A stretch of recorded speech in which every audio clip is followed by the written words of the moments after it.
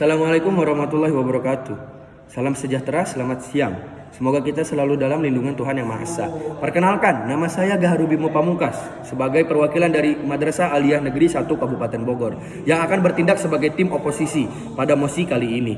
Dewan juri yang saya hormati, saya sangat tidak setuju dengan pendapat yang tim pemerintah sampaikan mengenai uji kelayakan untuk mendapatkan orang tua yang layak. Dewan juri yang saya hormati, tim pemerintah terus saja berkutat pada kata-kata uji, dan uji. Padahal Dewan juri yang saya hormati, ujian itu tidaklah selalu merepresentasikan dari hasil. Hal tersebut yang menjadi pegangan kami sebagai tim oposisi untuk menolak dan menyanggah pendapat teman-teman dari tim pemerintah. Dewan juri yang saya hormati, orang tua memiliki tanggung jawab yang penuh terhadap kebutuhan anak dari mulai kebutuhan materi dan non-materi. Seperti kebutuhan fisik dan mentalnya, pola asuh dapat membantu anak untuk bertumbuh dan berkembang.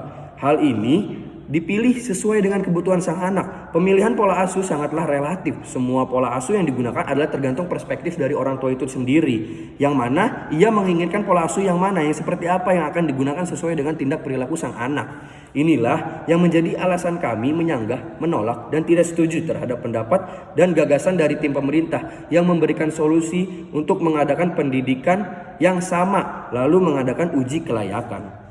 Dewan juri yang saya hormati, jika kita merujuk lebih dalam pada kalimat dilakukan pendampingan dan pelatihan dengan materi yang sama, hal ini sebetulnya bertentangan dengan pluralisme yang ada di Indonesia. Indonesia memiliki pola masyarakat yang beragam, dengan topografi dan demografi yang beragam juga.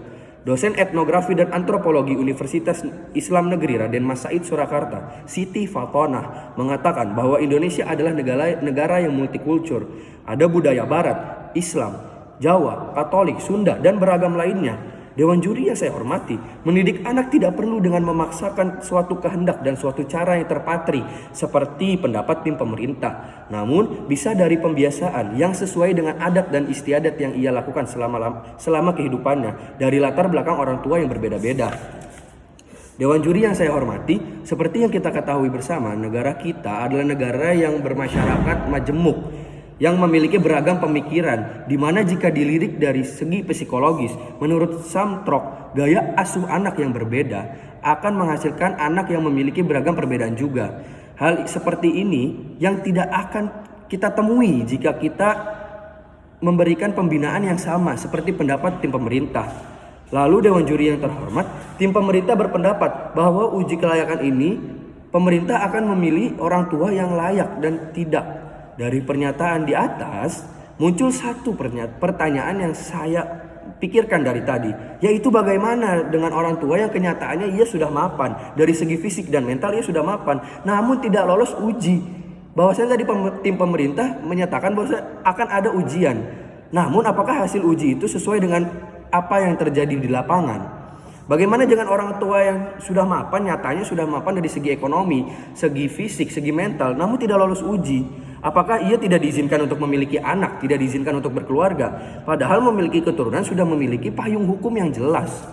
Di mana Dewan juri yang terhormat dalam ketentuan pasal 28B Undang-Undang Dasar Negara Republik Indonesia tahun 1945 dicantumkan bahwa setiap orang berhak membentuk keluarga dan melanjutkan keturunan melalui perkawinan yang sah.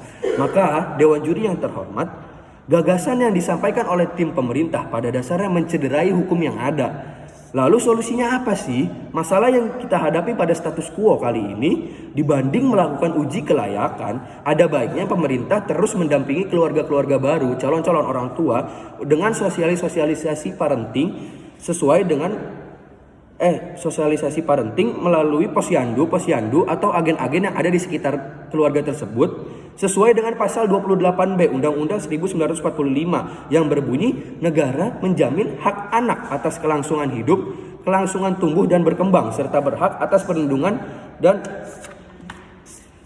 anak dari kekerasan. Maka konklusi yang saya dapat simpulkan, Dewan juri yang saya hormati, kami tim oposisi tidak setuju terhadap proposal dan gagasan dari tim pemerintah.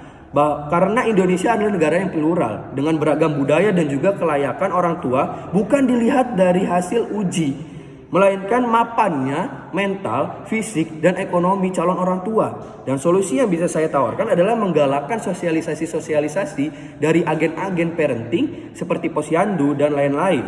Sekian Dewan Juri yang saya hormati. Saya Gaharu Bimo Pamungkas, pamit undur diri. Mohon maaf apabila ada kesalahan. Assalamualaikum warahmatullahi wabarakatuh.